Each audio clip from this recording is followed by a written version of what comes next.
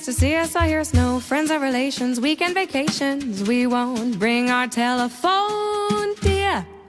They'll rig all awake and stop to bake a sugar cake for you to take and all the boys to see. We will raise a family, a boy for you. Can't you see how happy we would be?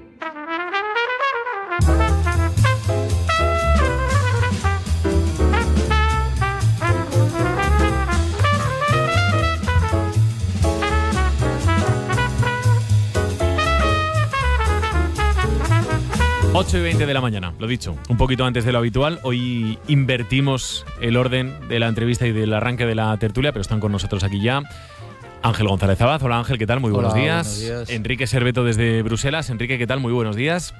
Buenos días desde Bruselas. Y Carmen Marcuello. Hola Carmen, ¿qué tal? Muy buenos días. Muy buenos días, ¿cómo estáis? A ver, dilo otra vez, Carmen, ahora. Buenos días, ¿cómo estáis? Ahora sí, ahora se te ha escuchado muchísimo mejor, muchísimo mejor. 8:21 de la mañana, lo dicho, cambiamos el orden porque a las 9 menos cuarto emitimos aquí en Aragón Radio y en Aragón Televisión de manera conjunta una entrevista con el presidente de la comunidad, con Jorge Azcón. Luego tendremos tiempo de comentarla, evidentemente, en una jornada en la que además tenemos pleno. Ahora hablamos del pleno. Vamos a empezar por la política hoy, el tiempo de análisis, y por un asunto, en fin, que nos sitúa a medio camino entre la política autonómica y la política del conjunto del Estado y en las relaciones, ¿no?, entre los gobiernos autonómicos y el gobierno central, porque ayer conocimos que el Tribunal Supremo ha admitido a trámite el recurso presentado por las comunidades autónomas gobernadas por el Partido Popular, entre ellas el Gobierno de Aragón, después de la negativa del Ejecutivo Central a convocar la conferencia de presidentes. Ya saben ustedes que desde Aragón se viene pidiendo la reunión de la conferencia de presidentes desde hace meses para abordar diferentes asuntos. Uno de ellos ha sido la financiación autonómica. Ahora hablamos de financiación autonómica. Otro de ellos ha sido la falta de médicos. Otro de ellos ha sido, por ejemplo, la inmigración y la respuesta de acogida que desde las comunidades autónomas se puede dar a este problema que sobre todo estamos viendo que se produce en Canarias. Y hasta el momento la respuesta ha sido la no respuesta, la no convocatoria de esa conferencia de presidentes. Así que ahora, Ángel, empiezo por ti. El Supremo admite a trámite ese recurso, esos recursos.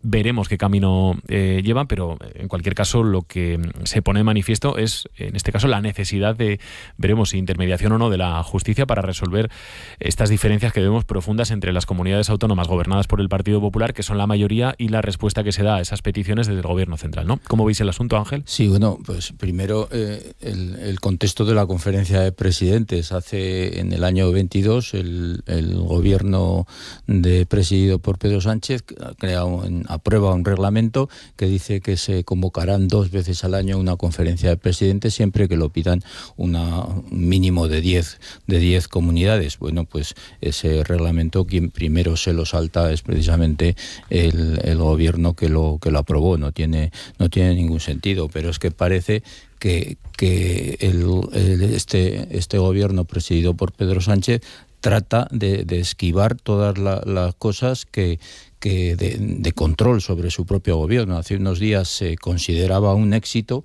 que le pidieron una comparecencia para hablar de Venezuela, de inmigración, de la financiación, que todavía no sabemos por dónde va a ir del acuerdo con Cataluña, y consiguió que no se le pidiera en el Congreso esa comparecencia, y esa falta de transparencia, esa falta de dar explicaciones ante los ciudadanos, ante el propio Congreso de los Diputados, es considerado como un éxito, como ahora considera un éxito no convocar esa conferencia de presidentes. Carmen, Enrique, Carmen. Pues ¿qué vamos a decir? Hace unos años, a bombo y platillo, se anuncia: a partir de ahora voy a generar un nuevo estilo de trabajo con las comunidades autónomas, se va a convocar 2 conferencias mínimo al año para hablar de los problemas comunes. O sea, una idea muy interesante, y nos la saltamos en la primera que podemos. La verdad que eso es un poco lamentable. Lo que pasa que lo que no estaría de acuerdo también es cuidado con la transparencia, porque eso es una variable que nos la tiramos a la cara muy rápidamente de unos a otros. Aquí hay mucho trabajo que hacer en cuanto a la transparencia en todos los partidos políticos, y especialmente en algunos casos concretos. Pero lo cierto, totalmente de acuerdo, Ángel, es que no hay palabras, ¿no?, en este sentido. Bueno, es que... Hola, buenos días a todos. Esto es que en realidad lo estamos viendo en todas partes. Pedro Sánchez ya no es el gobierno, porque Pedro Sánchez está utilizando todas las instituciones, por acción o por omisión. Cuando le interesa, pues efectivamente hemos visto lo que ha hecho con el Banco de España.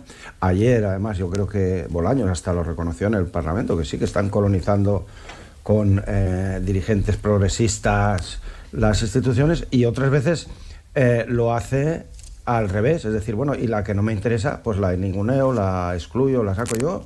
Sinceramente, ya sé que siempre queda así como muy ostentorio, ¿no? Ahí, como decía Gil, lo de hablar de Venezuela, pero es que a mí me parece cada vez más a Maduro estas reacciones de Pedro Sánchez. A ver, ¿ves?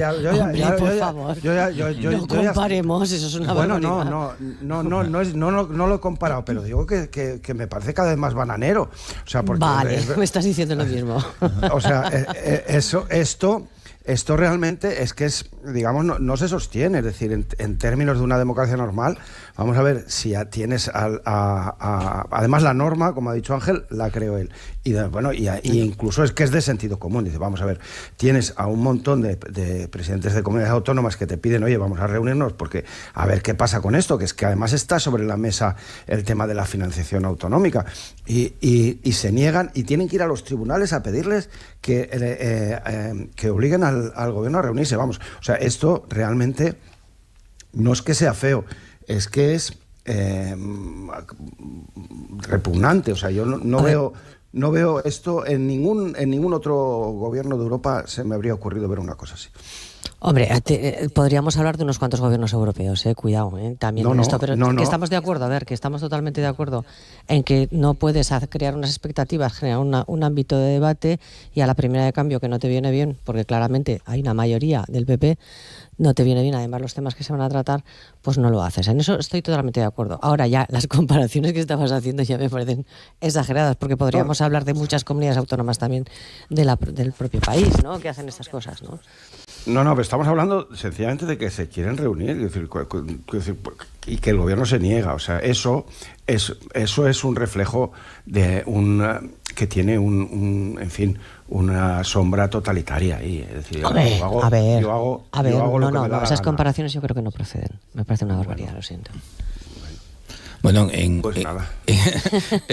En cualquier caso, esto es intentar cambiar la regla de juego a mitad de partido, ¿no? O sea, ahora el presidente, que hace 2 años consideró que lo mejor para las comunidades autónomas y la relación con el gobierno central era una conferencia presidente 2 veces al año, ahora dice que es mejor un trato bilateral, comunidad con comunidad, y esto me imagino que tiene ese trasfondo en la financiación autonómica, en ese acuerdo que todavía no está desvelado del todo, que ha firmado el Partido Socialista de los Catalanes, el PSC con Esquerra Republicana. Claro, al gobierno, para intentar rebajar tensiones, es mejor hablar comunidad por comunidad e intentar pues regalarle los oídos o intentar ceder y darle cosas, que no un frente común de todas las comunidades que en este caso son del Partido Popular. Eso está claro. Eso se habla del dilema del prisionero. Si los divides, claro, no hay confianza, es verdad, porque además se desconfía de unos entre otros. Las negociaciones, pura estrategia, ¿no? En el fondo, estrategia política. Pero el que cambia las reglas es el mismo. Exacto. Claro. Pones las reglas y tú mismo te las saltas. Es que eso me parece inadmisible. Bueno, vamos a ver inadmisible. Vamos a ver qué recorrido tiene este asunto en los tribunales, por tanto, en el Supremo. Hoy estaremos pendientes de si hay novedades acerca de este asunto. Estaremos pendientes también, y de hecho nos marcharemos en unos minutos hasta el Palacio de la Aljafería, porque a las 9:30 de la mañana comienza un nuevo pleno en las Cortes de Aragón. Vamos a comentar, recuerdo, por cierto, que a las 9 menos cuarto de la mañana podrán escuchar aquí en la radio o seguir también en Aragón Televisión, en Aragón TV, la entrevista que la jefa de informativos de Aragón TV, Ana Iglesia, va a realizar al presidente de la comunidad autónoma, al presidente del gobierno de Aragón, Jorge Azcón. La comentaremos, lógicamente, a la vuelta ya de las 9 de la mañana. Nos quedamos ahora, estos próximos minutos, hablando también de este que va a ser el primer pleno en las Cortes, el primer pleno en el Palacio de la Aljafería, el primer pleno del Parlamento aragonés después de la vuelta de vacaciones, que tiene asuntos, la verdad es que yo creo que bastante interesantes, asuntos que están marcando la agenda en los últimos días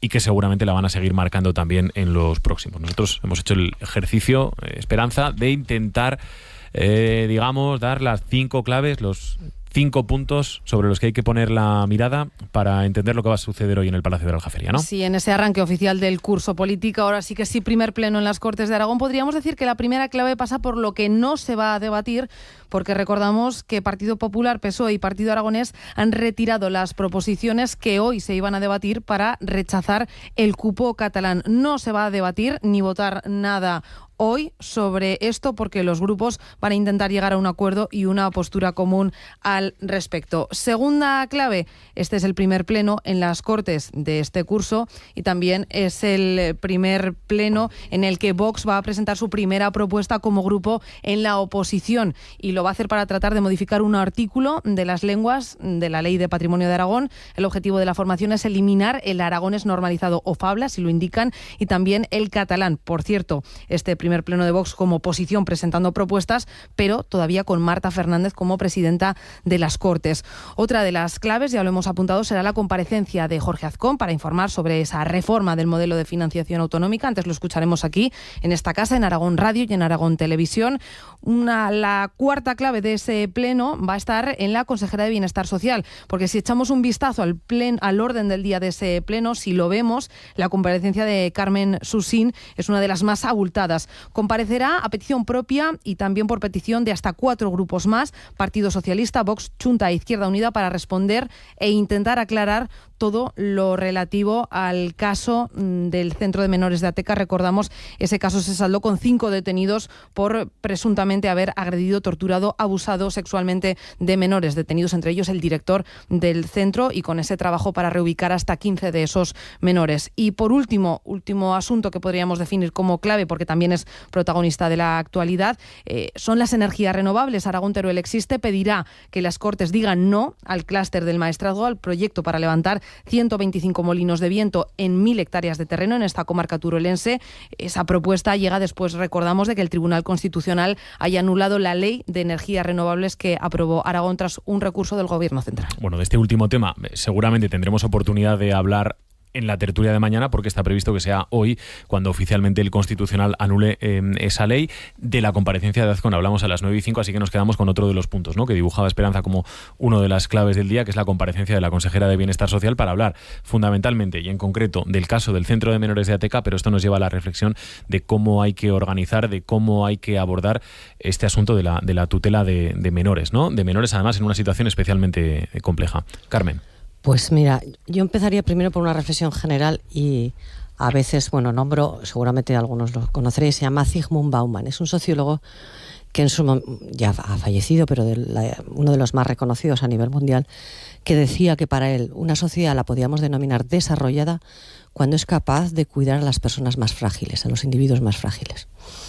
Y esta yo creo que es una reflexión que nos tenemos que hacer como vecinos en un barrio, como ciudad, como territorio, como país. ¿Qué hacemos con las personas más vulnerables o más frágiles? ¿Cómo somos capaces de cuidar? Y esto, lamentablemente, a mí me lleva, si antes decías República Bananera, Enrique, para mí me parece una República Bananera. Lo siento, no es inadmisible que aquellas personas con menos capacidad para, en este momento, desde luego, defenderse han sido abofeteados por todas las circunstancias que podían tener, y además aquellos que se deberían de encargar de su cuidado han sido precisamente los que más daño han hecho. Eso por un lado.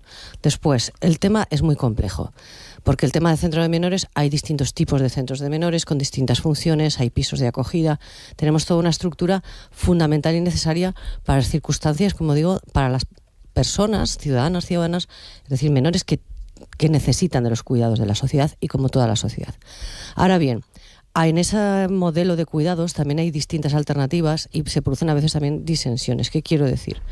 que hay veces que hay familias que se ven apartadas de sus propios hijos por razones realmente poco claras, por decirlo de alguna manera. Por ejemplo, hay casos que se separan a familias por no tener suficiente dinero o ingresos para poder mantener una vida digna y se lleva o se hace esa separación. Digo que se producen hasta estos absurdos. Con lo cual, todo el proceso no podemos hablar rápidamente en 5 minutos de todo lo que ocurre allí, pero es un tema complejo. Y ya por último lo que quería añadir es que desde hace 2 años los propios trabajadores de los centros de menores están exigiendo al Gobierno de Aragón un convenio para mejorar las condiciones.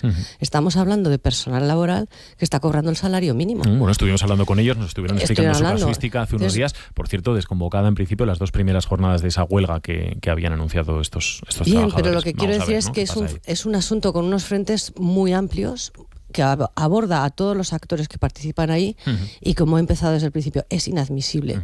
Y desde luego a mí me gustaría que como sociedad se nos reconociera como sociedad desarrollada en este sentido, de que somos capaces de cuidarnos entre nosotros. Al hilo de esto que dices, Carmen, una de las cuestiones es efectivamente qué tipo de personal queremos que haya en este tipo de centros, ¿no? Por ejemplo, esa es una de las preguntas que hay sobre la mesa. Ángel. Sí, si antes hablábamos de la exigencia de transparencia al presidente Sánchez, yo creo que en este caso, tras conocerse esa, yo no sé, ojalá no sea la punta de un iceberg, el caso de Ateca, después de conocerse esos hechos deleznables con 5 detenidos, 5 trabajadores del centro detenidos por unos hechos repudiables de principio a fin, yo creo que el gobierno de Aragón, que tardó unos días en empezar a tomar decisiones sobre los otros convenios con otros centros, sobre la situación real de lo que había pasado, con la mirada,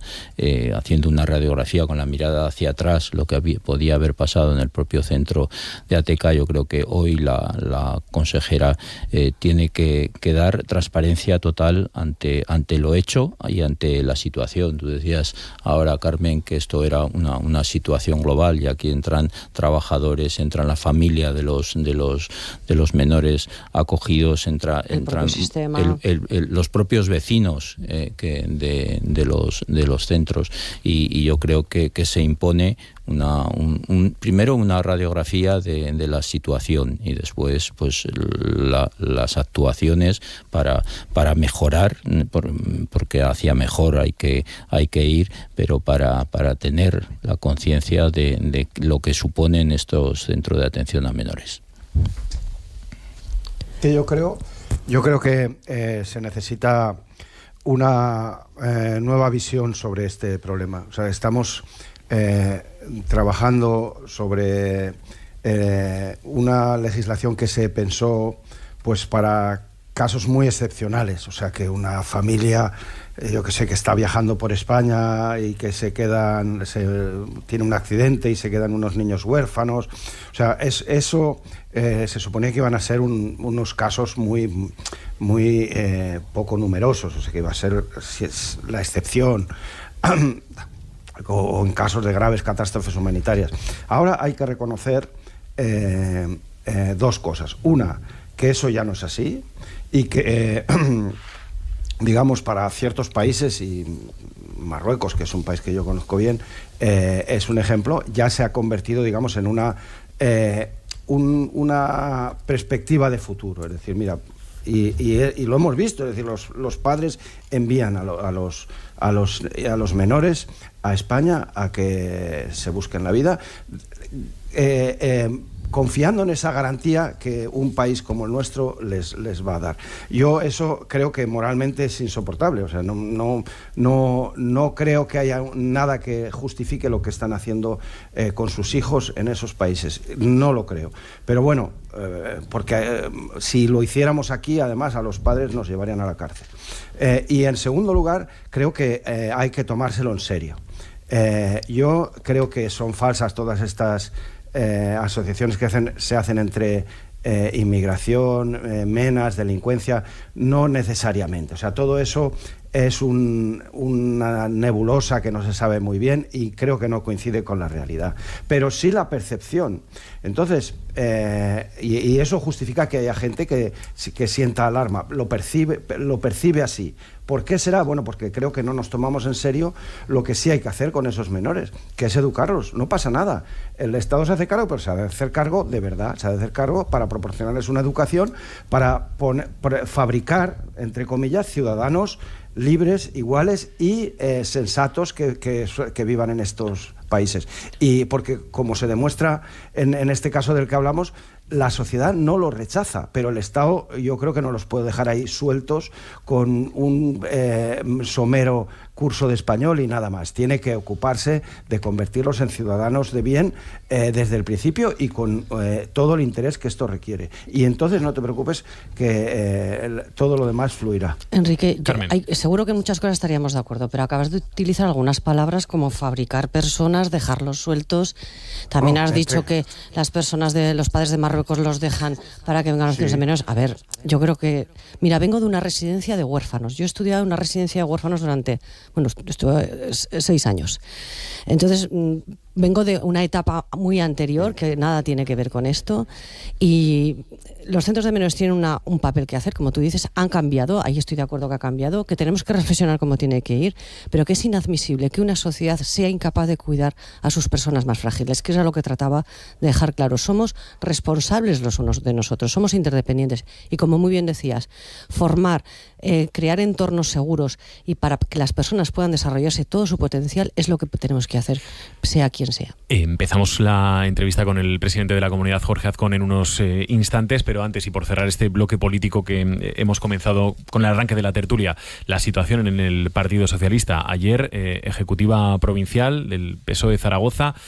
Recuerdo que veníamos de que el día anterior los líderes provinciales de Zaragoza y de Teruel habían enviado la carta a la dirección socialista del Alto Aragón porque ésta se había desmarcado de la línea establecida por la dirección autonómica del partido, que a su vez se desmarcó de la línea establecida por la dirección estatal. Dicho de otra manera, la tensión entre la corriente lambanista del PSOE aragonés y la corriente sanchista del PSOE aragonés parece que se había disparado con mensajes cruzados en privado, pero sobre todo en público. Ayer, como digo, ejecutiva provincial, parece que aunque fuese solo momentáneamente, las aguas no se enturbiaron más, ¿no? O mucho más. ¿Cómo veis la situación, Ángel?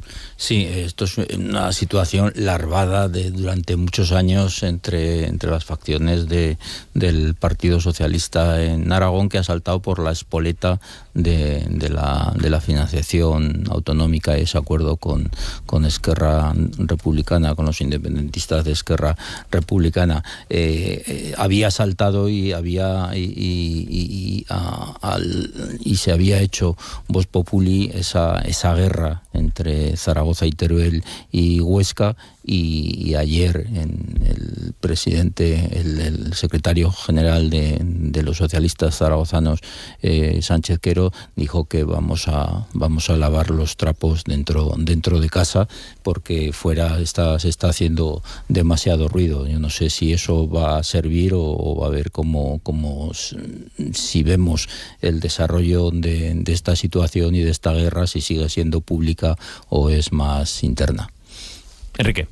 Hombre, claro, eso se veía venir y además conociendo a Pedro Sánchez, que es el centro del debate, pues ya es que me imagino que cómo va a acabar esto. Es decir, pues todos los que se le opongan van a ser fulminados en el Congreso, primero en el federal y después en el Congreso regional. Pues es obvio que las cosas van a ser muy difíciles, se van a poner muy difíciles para los seguidores de Lambán. Yo creo que es... No, o sea, antes era una cosa como folclórica, porque quiero decir que esto ha sido casi tradicional, ¿no? Desde la época de Marcelino, las disidencias las disonancias, mejor dicho, entre el PSOE de Zaragoza y Teruel y el de Huesca. Ahora, bueno, pues es un pulso, pero a la vista de lo que ha pasado, yo, por lo que viene el último Comité Federal, que, digamos, todo el mundo se cayó y bajó la cabeza y dijo amén a lo que decía Sánchez, que se quiere volver a presentar, pues ya sabemos lo que va a pasar. O sea, ya no le veo ningún tipo de suspense en esto. Carmen. Pues yo iba a hacer otra vez, hoy he venido reflexiva, ¿qué le voy a hacer? Voy a hacer una reflexión general. Desde luego mi respeto a Lambán como político, porque yo creo que ha hecho numerosas cosas interesantes, otras que no estoy para nada de acuerdo, pero yo creo que ha hecho muchas cosas interesantes, y también a muchos políticos que están muy comprometidos con el territorio. Pero aquí, fijaros qué palabras habéis empleado, ¿eh? Guerra, pulso, fulminados, disensión, saltar. Digo, pero si esto parece una batalla, por Dios. Pero es que no es una batalla, es una diferencia de opinión. ¿Qué quiero decir? Que las diferencias de opinión... Perdóname, Carmen, que luego sigo contigo, que nos vamos a conectar con la entrevista con el presidente de la comunidad, Jorge Azcón, entrevista que emitimos simultáneamente en Aragón Radio y en Aragón Televisión, y que realiza nuestra compañera jefa de informativos de Aragón Televisión, Ala Iglesia. Nos hemos desplazado hasta el edificio Pignatelli, sede del Ejecutivo, para analizar cómo comienza el curso político. Jorge Azcón, muy buenos días. Muy buenos días y muchísimas gracias por venir a la usted por sede del Gobierno. Recibirnos. En este inicio de curso comienza liderando un gobierno solitario. ¿Cómo van a ser estos próximos meses? ¿Qué espera? ¿Cuáles son las prioridades? Bueno, pues meses de mucho trabajo, es decir, porque es verdad que el cambio de gobierno significó que toda la responsabilidad cae sobre el Partido Popular y por lo tanto vamos a tener que hacer un esfuerzo mayor todavía del que estábamos haciendo desde el gobierno, ¿no? Bueno, yo espero que estos primeros meses sean meses de acuerdos y de buenas noticias, sean meses de acuerdos porque hay un debate fundamental que vamos a tener que acometer en los próximos meses, que es el de la financiación, un debate importantísimo. Yo creo que hay que explicarlo muchas veces. Cuando hablamos de la financiación de las comunidades autónomas, hablamos de cómo pagamos los servicios públicos, de cuánto dinero se destina a mejorar la sanidad, la educación, el cuidado de nuestro medio ambiente o las políticas de vivienda que impulsamos desde el Gobierno. Y ese va a ser un debate central en los próximos meses para defender lo que en Aragón creemos que es justo. Pero también espero que hablemos de buenas noticias y de que haya oportunidad de seguir atrayendo inversiones y de creando empleo y riqueza en nuestra ciudad. Así que trabajo duro y espero que fructífero. Ahora le preguntaré por las inversiones en la comunidad, pero en menos de una hora le vamos a ver en las Cortes, precisamente hablando de esa reforma del modelo de financiación autonómica. Ha pedido un gran pacto a todos los partidos políticos de la comunidad aragonesa para defender ante el Gobierno de España precisamente que llegue ese dinero suficiente para respetar, para que Aragón pueda acometer esos servicios públicos, para atender también sus peculiaridades. ¿Cómo van las negociaciones de cara a ese acuerdo? ¿Cómo están elaborando ese texto para que todo el mundo quiera firmarlo? Bueno, yo soy optimista, ¿no? Yo creo que hay mimbres suficientes para que podamos dar ejemplo en toda España, llegando a un acuerdo en Aragón que defienda a Aragón, pero que también defienda la solidaridad y la igualdad de todos los españoles. Creo que durante muchísimos años se han dado los pasos necesarios para que los criterios de singularidad de nuestra comunidad autónoma, la despoblación, la dispersión, un territorio extenso, estén reflejados en documentos que hemos firmado también con otras comunidades autónomas, y sobre la base del trabajo que se ha hecho ahora, ante nuevas preguntas, ante debates que no nos podíamos imaginar, porque nunca se puso sobre la mesa una financiación privilegiada para Cataluña, como estamos hablando, desde Aragón nos pongamos de acuerdo en lo esencial, nos pongamos de acuerdo en defender la singularidad de Aragón dentro de la solidaridad de España. Yo estoy convencido de que ese es un acuerdo al que todas las formaciones políticas de las Cortes de Aragón podemos llegar, y creo, sinceramente, que sería bueno que en Aragón le contáramos al resto de España que nuestra forma de hacer política pasa por esforzarnos en llegar a acuerdos que den ejemplo a los demás. ¿Y cree que está cerca ese acuerdo? Pues confío en que sí. ¿Qué tiempos estamos hablando? Confío en que sí. Es decir, yo creo que durante estos días me consta que el consejero de Hacienda y que la vicepresidenta han ido manteniendo conversaciones discretas con el resto de formaciones políticas. Hoy es verdad que en la primera comparecencia en este nuevo curso político en las Cortes de Aragón, formalmente quiero ofrecer un acuerdo con voluntad de construir, con voluntad de que entre todos defendamos Aragón, defendamos lo que creemos que es justo desde Aragón. Y las palabras que hemos oído en las conversaciones que hemos tenido, en los medios de comunicación que han recogido lo que los distintos portavoces han dicho, creo que nos hacen ser optimistas. Creo que a lo largo de la próxima semana espero que vayamos teniendo conversaciones más concretas y que en poco tiempo podamos extender ese acuerdo no solamente a la política, sino también a la sociedad aragonesa, y hacer un gran acuerdo de todo Aragón. ¿Cree fácil la adhesión del Partido Socialista a ese acuerdo, dadas las discrepancias internas que tienen precisamente en torno a la financiación, al pacto de financiación con Cataluña? Bueno, yo creo que hay una mayoría dentro del Partido Socialista que va a defender ese acuerdo y por lo tanto la mayoría que dentro del Partido Socialista en Aragón va a defender ese acuerdo creo que es la que efectivamente nos va a poder llegar a acordar. Yo creo que cuando estamos en un escenario de negociación y con voluntad positiva de llegar a acuerdos, no es bueno meterle el dedo en el ojo con quien quieres llegar a acuerdo. Por lo tanto, los problemas del Partido Socialista creo que los tienen que resolver internamente. Usted ha defendido en múltiples ocasiones que es en el Consejo de Política Fiscal y Financiera donde las comunidades que se sientan todas en la misma mesa, o casi todas, defiendan sus singularidades. Son comunidades con realidades muy diferentes. ¿Cómo defiende, en el caso de Aragón, en una mesa con tanta diversidad, esa singularidad, cómo reclama esa financiación específica para una realidad como la de Aragón? Explicando la verdad, explicando los datos, explicando que la necesidad de centros de salud en una comunidad autónoma que es el 10% de los kilómetros cuadrados, pero que no llegamos al 3% de la población, requiere de mucho más equipamientos en colegios, en centros de salud, de lo que requieren comunidades autónomas que tienen una densidad de población mucho mayor que la aragonesa. No es lo mismo el número de colegios que se necesita en Madrid o que se necesita en Murcia para dar servicio del que necesitamos en Aragón o del que se necesita en Castilla y León. Y por tanto es verdad que hay comunidades autónomas con las que tenemos singularidades que nos hacen ponernos en común y con las que queremos defender de forma multilateral, hablando entre todos lo que nos afecta a todos. Si le llama Pedro Sánchez a la Moncloa, ¿le va a responder? ¿Le irá a Moncloa a defender todas estas peculiaridades? Hombre, lo primero es que sería una buena noticia, ¿no? Es decir, que llevando más de un año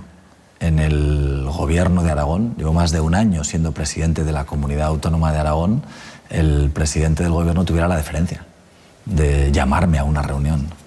Todos los presidentes de comunidades autónomas hemos ido a reunirnos con el rey, hemos estado en Zarzuela y el presidente del gobierno no nos ha llamado ni por teléfono. No es que hayamos tenido una reunión con él, es que yo no he tenido la oportunidad de cruzar nunca en la vida una palabra con el presidente del gobierno.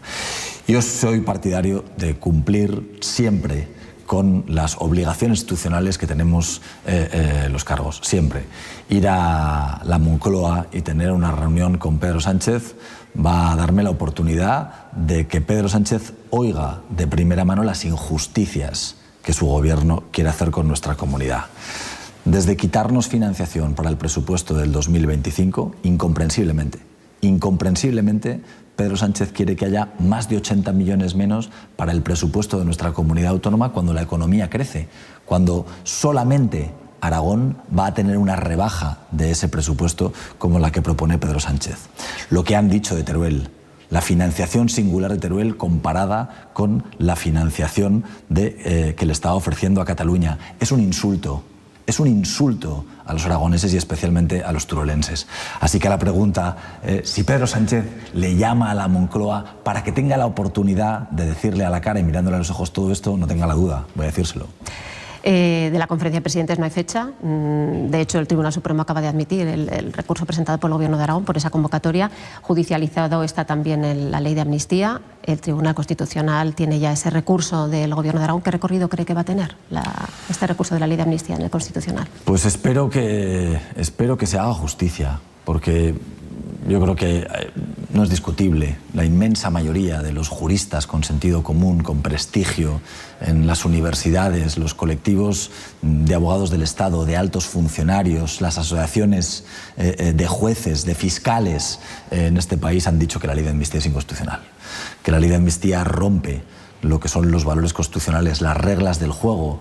Y hemos explicado muchas veces esto, por muy distintos motivos. La ley de amnistía todo el mundo sabe que es el precio político que Pedro Sánchez tiene que pagar a los independentistas para poder sentarse en la Moncloa. Pero va contra nuestros valores, va contra los principios, va contra la Constitución y contra la igualdad de todos los españoles.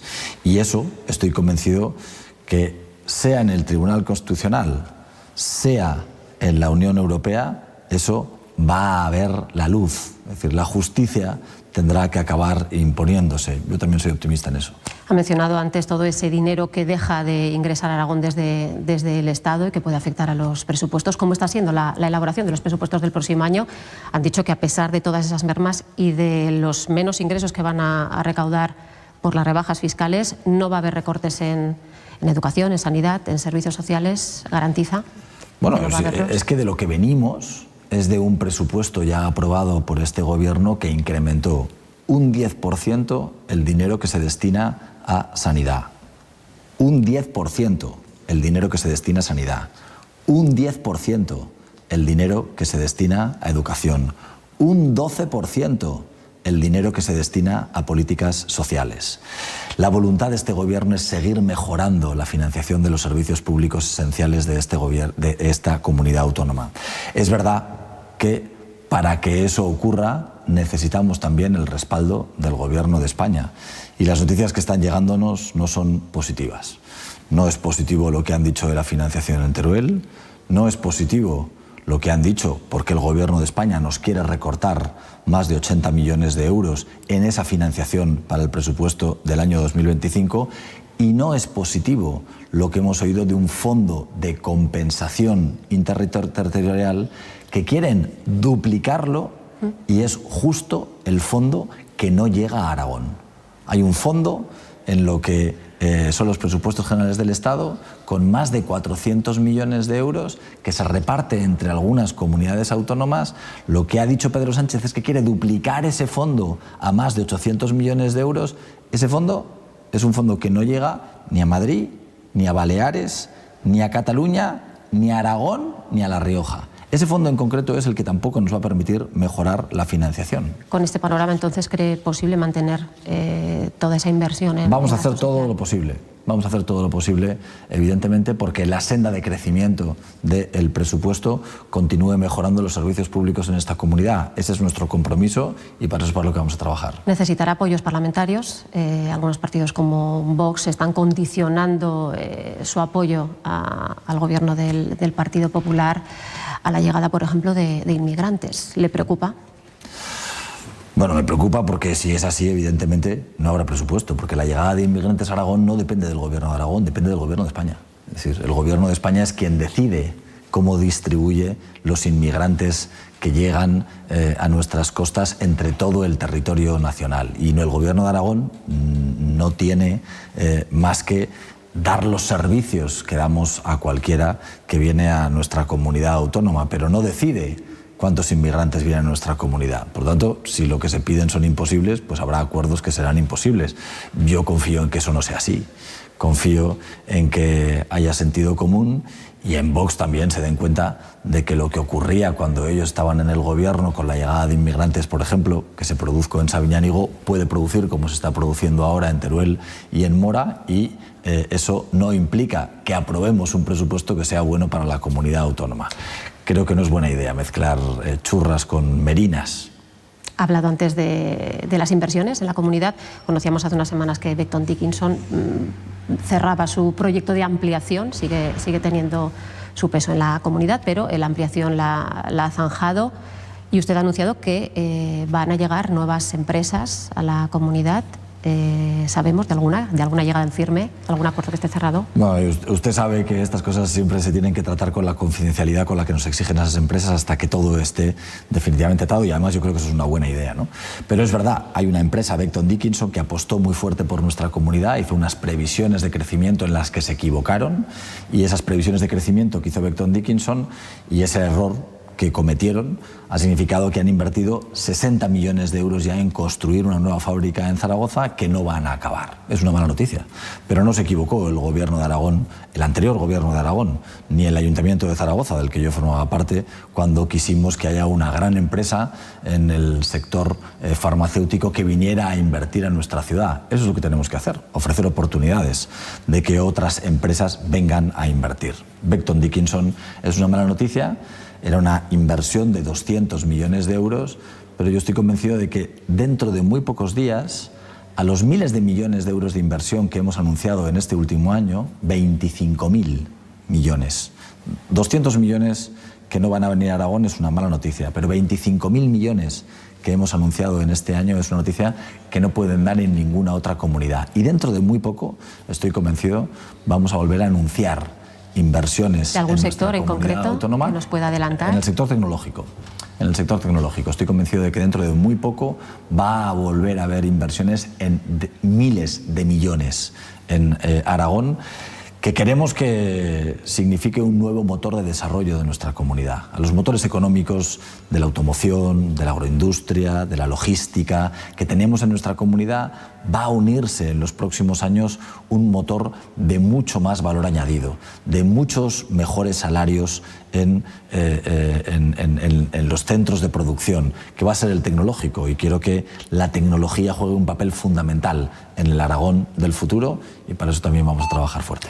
Pues sabemos que le esperan en las Cortes de Aragón. Se inician las sesiones parlamentarias tras el verano, que va a intervenir para hablar de ese modelo de reforma de financiación autonómica. Le agradecemos mucho que haya compartido estos minutos y que tenga una buena mañana, presidente. Al revés, muchísimas gracias a vosotros. Buenos días. Compañeros, continúa el programa Buenos Días Aragón en los platos de Aragón TV, también en la sintonía de Aragón Radio. Adelante, es todo desde Pignatelli. Muchísimas gracias, Ana. Son las 9 de la mañana. Vamos a ordenar toda la información que tenemos hasta el momento en este jueves, día 12 de septiembre.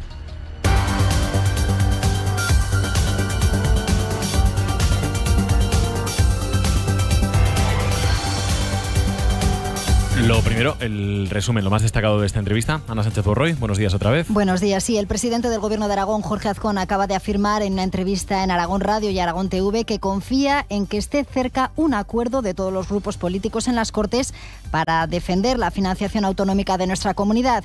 El presidente ha asegurado que la semana que viene las conversaciones se centrarán ya en asuntos concretos. Bueno, yo soy optimista, ¿no? Yo creo que hay mimbres suficientes para que podamos dar ejemplo en toda España, llegando a un acuerdo en Aragón que defienda a Aragón, pero que también defienda la solidaridad y la igualdad de todos los españoles. Creo que durante muchísimos años se han dado los pasos necesarios para que los criterios de singularidad de nuestra comunidad autónoma, la despoblación, la dispersión, un territorio extenso, estén reflejados en documentos que hemos firmado también con otras comunidades autónomas. Además, Azcón ha apuntado que Becton Dickinson cometió un error en su previsión de crecimiento, pero que el anterior gobierno no se equivocó al ofrecer la oportunidad a esta empresa de invertir en Aragón. También ha dicho el presidente que a los 25.000 millones de euros en inversiones anunciados este año se va a sumar pronto otra inversión importante de miles de millones de euros, ha dicho, en el sector tecnológico. Además, Azcón ha confiado en que haya sentido común en la negociación de los presupuestos. Ha señalado que Vox y la inmigración no puede condicionarlos. Ha dicho que no se pueden juntar churras con merinas. En unos minutos, precisamente, el presidente va a comparecer hoy en el Pleno de las Cortes. Allí está ya preparado para seguir la sesión Guillermo Domingo, asistido en la parte técnica por Adolfo Pablo. Guillermo, ¿qué tal? Buenos días. Buenos días, pues en poco más de media hora vamos a poder escuchar a Jorge Azcón, que va a comparecer ante la Cámara a petición propia para hablar sobre el modelo de financiación autonómica y la polémica de las últimas semanas con el conocido como cupo catalán. Una cuestión sobre la que el Gobierno, acaban de escuchar ya al presidente, sigue tendiendo la mano al resto de formaciones para buscar una postura común. Y este pleno, que comienza en apenas media hora, va a ser también el primero después del verano, y vamos a poder escuchar a la consejera de Bienestar Social, a Mamen Susín, que va a informar al pleno a petición propia, pero también de Partido Socialista, de Vox, de Chunta Aragonesista y de Izquierda Unida, de las actuaciones que se llevaron a cabo en el Centro de Menores de Ateca. Un centro, recordamos, cerrado judicialmente este verano después de que se detuviera a 5 de sus trabajadores por presuntos delitos de agresión sexual y torturas, entre otros a los internos. Y en esta primera sesión del curso político también escucharemos a otra consejera, a la titular de Educación, a Tomás Hernández, que va a dar explicaciones sobre cómo ha empezado otro curso, el escolar, que arrancaba, recordamos, esta misma semana con 154.000 alumnos. Todos estos temas a partir de las 9:30 aquí en el Palacio de la Aljafería. Gracias, Guillermo. Saltamos de institución. En Huesca, a esta hora, la Diputación Provincial celebra pleno ordinario donde se somete a votación la aprobación inicial del Plan Impulso 2024. María Ángel Pérez. Un plan que este año incrementa en 700.000 euros la cuantía destinada a dotar de más recursos a los 201 municipios cuya partida asciende a casi 8 millones de euros. El reparto, basado en criterios objetivos, tiene en cuenta el número de habitantes y de pedanías de cada municipio. También hay una inversión fija que prima en las localidades con menos población. Las ayudas podrán destinarse a mejoras mejoras en vías públicas, parques, infraestructuras deportivas, recursos hidráulicos, caminos o protección del patrimonio histórico-artístico, entre otros proyectos. Una sesión plenaria en la que se someterá a debate y votación, además, varias propuestas de resolución, 2 de ellas sobre el sistema de financiación autonómico. Por lo demás, el Instituto Nacional de Estadística ha revisado una décima el índice de precios al consumo de agosto hasta el 2,3% interanual, son 5 décimas menos que el mes anterior, mientras que la inflación de los alimentos se ha recortado en 6 décimas. Ahora mismo está en el 2,5% interanual, es la menor tasa en 3 años. Así ha confirmado el Instituto Nacional de Estadística la tasa de inflación subyacente, la adelantada hace 2 semanas, que en este caso estaba en el 2,7%. Más cosas, la accesibilidad o la participación en igualdad de condiciones en la vida social son 2 de los principales problemas a los que se enfrentan los jóvenes con discapacidad. Hoy se debaten sobre estos y otros muchos temas en el primer Congreso Estatal de Juventud con Discapacidad, que se celebra en Zaragoza. Durante 3 días, decenas de jóvenes con discapacidad van a debatir y confeccionar una agenda para empoderar a la juventud con el objetivo de que se conviertan en un motor de cambio. Daniel Álvarez, el presidente de la Comisión de Juventud con Discapacidad de CERMI Estatal, ha estado esta mañana aquí en Buenos Días, Aragón. Que no solamente es acceder a un empleo, sino acceder a un empleo digno, es decir, con su nombre y apellido. No solamente es acceder a una vivienda, sino acceder a una vivienda accesible con su nombre y apellido. No es solamente acceder a la educación, sino acceder a una educación inclusiva. Entonces, digamos que el añadido siempre va a ser ese apellido que acompañará todas nuestras reivindicaciones y que nos diferencia de los demás. En Teruel, el jamón será una vez más el denominador común durante los próximos días. Hoy se presenta en la Ciudad de los Amantes una nueva edición de la Feria del Jamón de Teruel y también se da inicio al concurso provincial de tapas. Eduard Peralta. La Feria del Jamón aterriza un año más con la intención de coronar a la mejor pieza. Los detalles de esta edición, que será la 40 y se celebrará del día 19 al 22, se conocerán a lo largo de la mañana. El año pasado participaron una veintena de piezas, coronándose Jamones Peñarroya como ganadora. A su vez será hoy cuando arranque también el concurso de tapas Jamón de Teruel, con hasta 46 establecimientos participantes repartidos por toda la provincia. Podrán degustarse a un precio de 3 euros, 4,50 con maridaje hasta el día 22. En deportes, nueva lesión en la plantilla del Real Zaragoza. Pepe Borque, ¿qué tal? Buenos días. ¿Qué tal, Ana? Buenos días. Se trata de Cristian Álvarez, que recibió en el entrenamiento de ayer el impacto directo de un balón en la cara, que le produjo un traumatismo ocular que lo va a mantener de baja los próximos días. Por otro lado, Keidi Bare podría regresar antes de lo esperado, ya que, según contábamos ayer en Aragón Deporte, el jugador fue sometido a más pruebas que habrían dictaminado que la lesión es de grado 1 y no de grado 2, lo que podría mantenerlo fuera de los terrenos de juego 3 o 4 jornadas. La plantilla entrena hoy a las 10, pendientes de Marc Aguado, que ayer seguía al margen, y de Alberto Marí y Toni Moya, que ayer no empezaron con el grupo por reparto de cargas. Por su parte, la Sociedad Deportiva Huesca completa hoy la penúltima sesión antes del encuentro del sábado en Málaga. Además, Antonio Hidalgo ofrecerá la habitual rueda de prensa previa, y ayer Casademont Zaragoza perdía ante Guernica por 55-63 en el penúltimo amistoso antes de que el martes disputen el partido de ida de la previa de la Euroliga Femenina, y el Zaragoza Club de Fútbol Femenino pasó a la siguiente ronda de la Copa de la Reina tras imponerse al Huesca por 1-0. Y nos queda el tiempo. Luismi Pérez, ¿qué tal? Buenos días. Buenos días, jueves en el que el viento va a ser el protagonista. Esta tarde más intenso que esta mañana y con rachas que van a pasar de los 60-70 km por hora en muchas comarcas de Huesca y de Zaragoza. También con nubes pasajeras, enmarañando el cielo, aunque se van a hacer algo más densas cerca del Moncayo, con alguna lluvia débil, o también en la divisoria del Pirineo, donde se espera incluso esta tarde y noche alguna nevadita en las cimas, pero anecdótica. La temperatura va a empezar a bajar ya esta tarde, por tanto las máximas de hoy quedarán más cortas que las de ayer. Mañana incluso un día fresco, pese a que va a ser completamente soleado. Eso sí, mañana otra vez con mucho cierzo. Buenos días, Aragón. Javier de Sola. 9 de la mañana, 8 minutos, con Ángel González Abad, con Carmen Marcuello y con Enrique Serveto. Seguimos en el tiempo de tertulia, en el tiempo de análisis. Vamos a comentar ahora lo más destacado, los, digamos, titulares de esa entrevista que escuchábamos hace unos minutos con el presidente de la comunidad, con Jorge Azcón. Bueno, yo creo que 3 grandes líneas, ¿no? Una principal y por encima de todas, que es todo lo relacionado con la financiación autonómica. Insiste Azcón en que cree que es posible un acuerdo digamos, total desde Aragón para rechazar la financiación singular para Cataluña y para reivindicar, y aquí la expresión que ha utilizado ha sido la singularidad de Aragón dentro de la solidaridad de España. Esa es la expresión que ha utilizado. Y dos cuestiones más. Uno, de cara a la elaboración de los presupuestos del año que viene, le pide sentido común a Vox y que no mezcle asuntos como, por ejemplo, la inmigración, la política migratoria con las cuentas de la comunidad autónoma, y ha deslizado que van a llegar inversiones multimillonarias próximamente, en corto plazo, a nuestra comunidad autónoma. Pero en fin, el asunto clave aquí sin duda es la financiación. Ya lo apuntábamos al comienzo de la tertulia. ¿Veis posible verdaderamente un acuerdo de todos los partidos políticos en esta comunidad autónoma para rechazar el acuerdo particular para con Cataluña y reivindicar un modelo ajustado a las necesidades de la comunidad? Lo segundo parece que sí. ¿Lo primero también? Yo veo demasiado optimista al presidente, sobre todo porque el principal partido de la oposición, en este caso el PSOE, está sumido en esa guerra, en esa diferencia de opiniones que comentaba Carmen antes, ¿no? Y sin embargo ha apelado a esa mayoría del Partido Socialista, y que sin duda es la liderada ahora por el actual secretario general Javier Lambán, con unos planteamientos que son perfectamente asumibles en ese acuerdo para hacer un frente común ante una financiación singular para Aragón, ¿no? Enrique. Yo creo que efectivamente es un poco optimista el presidente, no solo en esto, sino también en estas cuestiones de las futuras inversiones, porque después de la experiencia que él mismo ha contado, pues yo me tentaría mucho la ropa antes de hablar de esto. Pero bueno, lo de la posición común, pues efectivamente depende de factores así bastante peregrinos, ¿no? El primero es el de Vox, que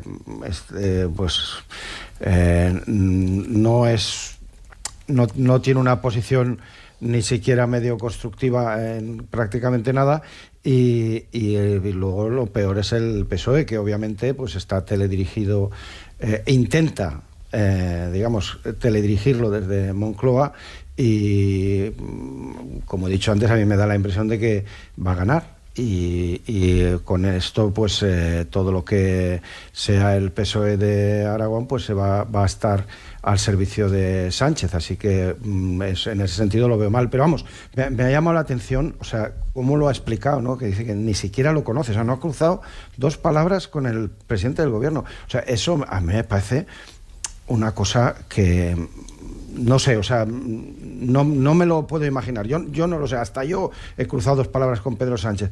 Vamos a ver, o sea, eso no puede ser, que el presidente del gobierno y el presidente de una comunidad autónoma de España no se conozcan después de 2 años. O sea, eso, yo creo que solo eso ya define cuál es la situación y el ambiente, así que cualquier cosa puede pasar.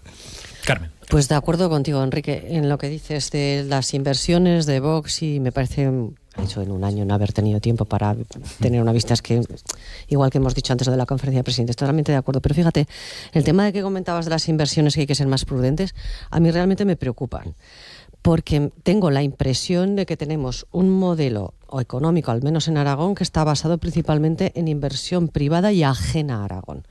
Y eso al final son inversiones muy variables, y lo estamos viendo. Son variables al contexto mundial, porque son la mayoría grandes empresas, está muy condicionada y tiene una gran capacidad de negociación.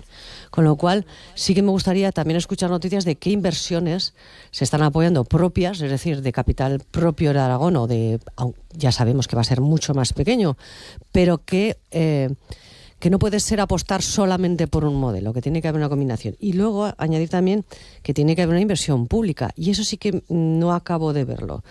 Hay una señora, Mariana Mazzucato, que está asesorando gobiernos, que habla del Estado emprendedor, que habla de cómo todo Estados Unidos se puso a trabajar hacia un objetivo común cuando fue llevar al hombre a la Luna, ¿no? Cuando se decidió llegar a la Luna, cómo toda la inversión tecnológica del gobierno, de empresas, fue un objetivo común. Bueno, ella lo cuenta mucho mejor que yo, evidentemente, pero aquí me falta un Aragón emprendedor, pero que venga también de la propia la propia iniciativa pública. Porque aquí hay números que duelen. Utrillas está con 11 médicos que tenía a 5. Ayer ve que acaba de perder un médico. Es un drama, o sea, es un auténtico drama. Y cuando ponen en relación que perdemos 80 millones de euros como aragoneses en este acuerdo de financiación, hay que recordar que tenemos como presupuesto en Aragón 8.546. Me gustaría saber, en otras rebajas fiscales que hemos tomado como decisiones propias de Aragón, qué efecto ha tenido. Bueno, en fin, he sacado un montón de temas ya, pero me he hecho el resumen. 9:15 de la mañana. Voy con un asunto más que también va a ser noticia hoy. Hoy se celebra en Zaragoza la 5ª jornada de automoción, con el objetivo, pues entre otras cosas, de saber cómo se está comportando el sector de la compra-venta de coches y los desafíos que tienen las empresas ahora mismo por delante. Hoy sabemos que, por ejemplo, los 72 concesionarios que hay en nuestra comunidad dan trabajo directo a 3.500 personas. Vamos a saludar a Raúl Morales, el director de comunicación de Faconauto. Señor Morales, ¿qué tal? ¿Cómo está? Muy buenos días. ¿Qué tal? Buenos días. Fenomenal. ¿Se venden coches o no se venden coches ahora mismo, señor Morales?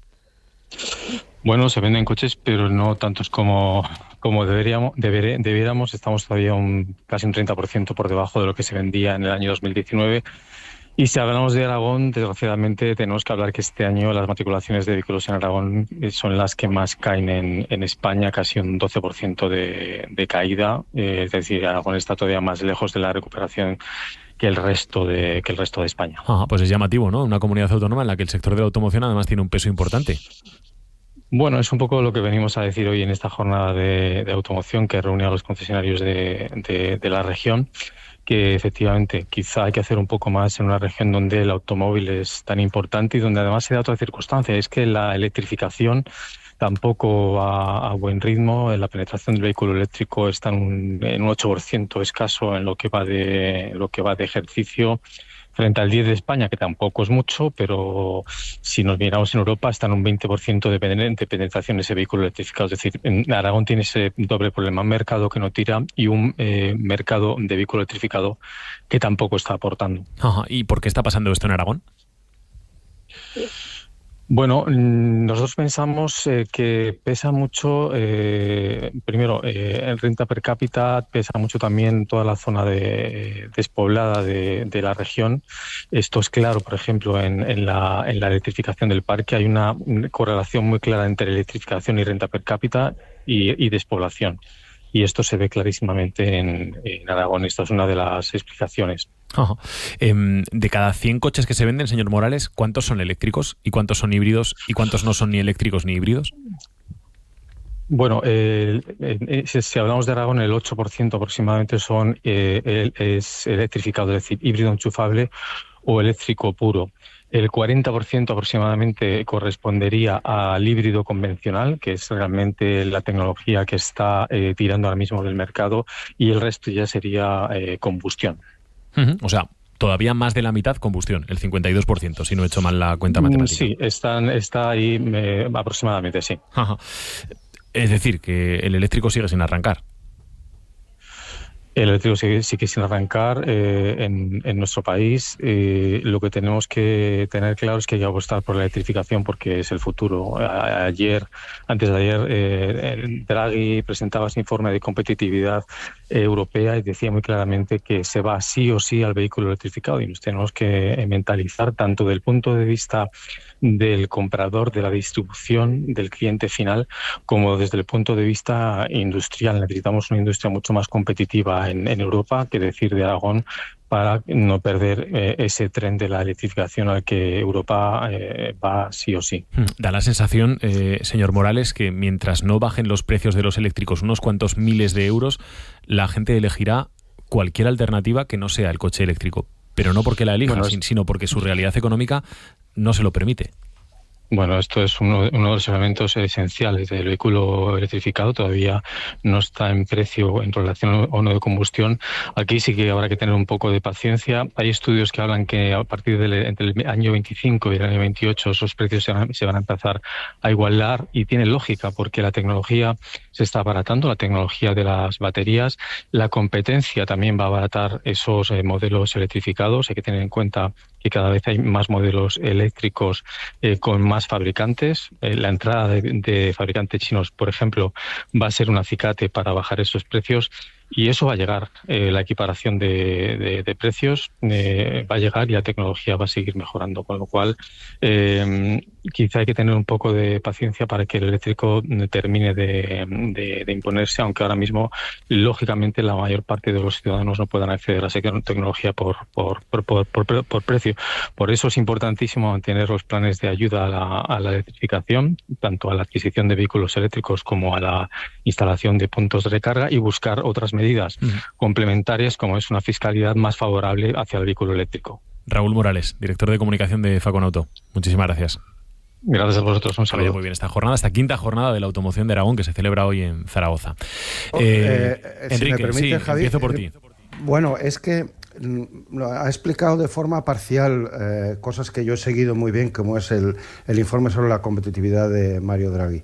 Y no es así. O sea, Mario Draghi no ha dicho que vamos sí o sí al vehículo eléctrico. Ha dicho que cuidado con la transición energética, que si se hace bien es una oportunidad gigantesca de negocio, pero si se hace como se está haciendo hasta ahora, es decir, descoordinadamente y de forma fragmentada, va a ser un freno a la competitividad europea. Y es que ayer mismo, con las declaraciones que hizo Pedro Sánchez diciendo que ahora no es partidario de imponer aranceles a los coches eléctricos chinos, eso anticipa un debate, porque va a haber una votación aquí a finales de septiembre donde los países van a tener que decidir si les mantienen o no estas aranceles. Y por resumir, yo esto del coche eléctrico, y en Castejón ya hay toma de corriente eléctrico, o sea que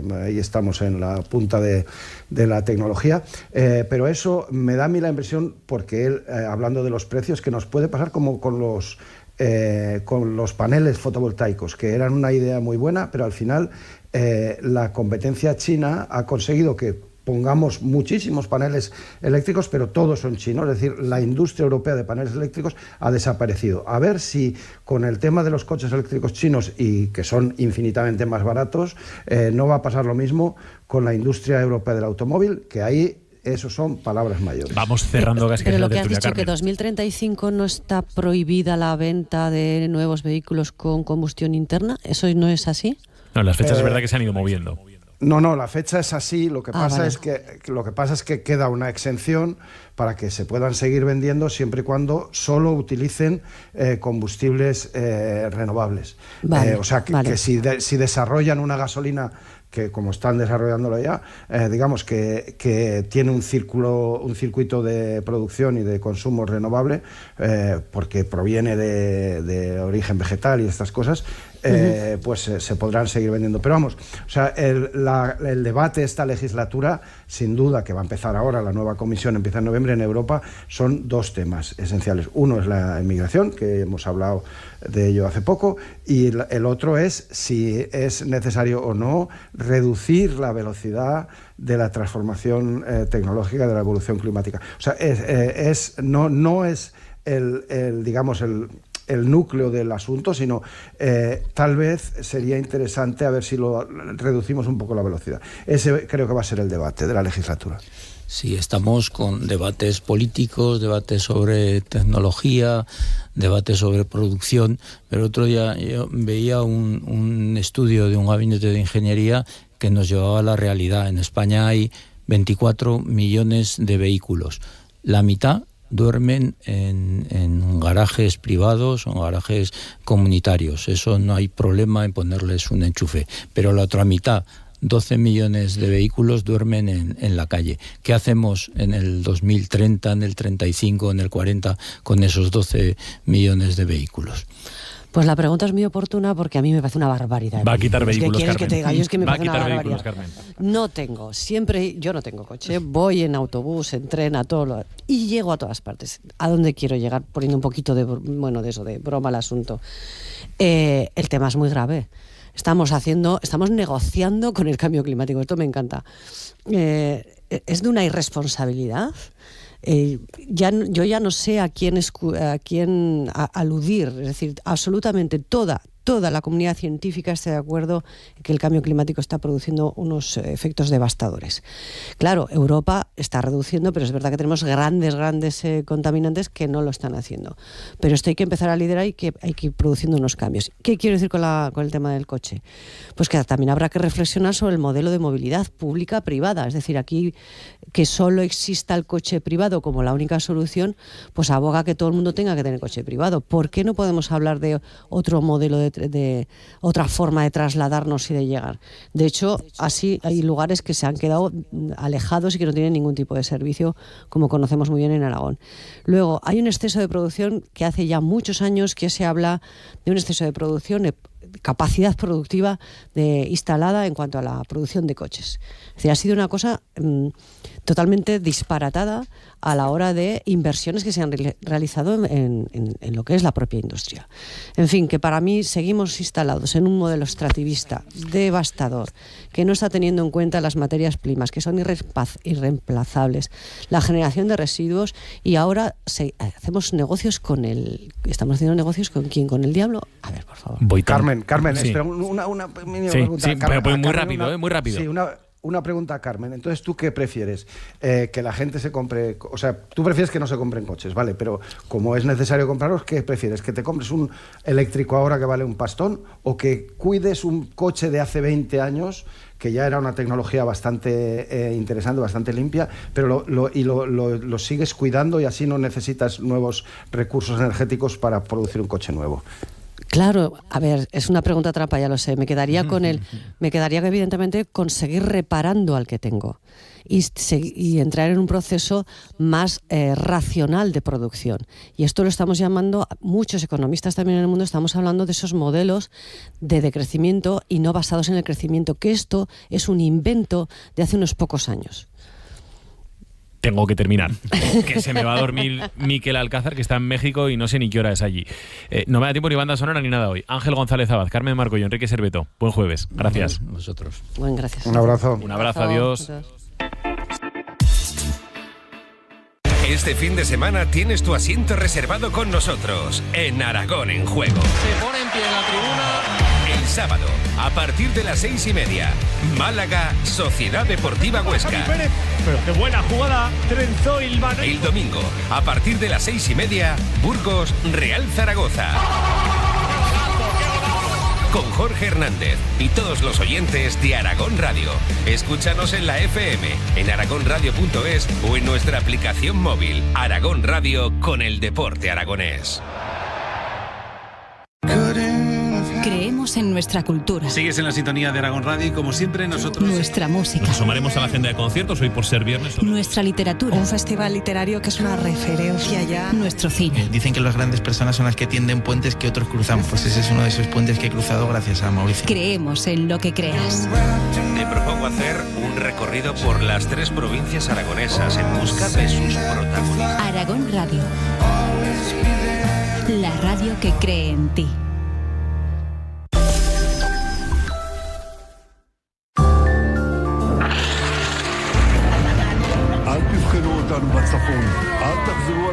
We will make America great again.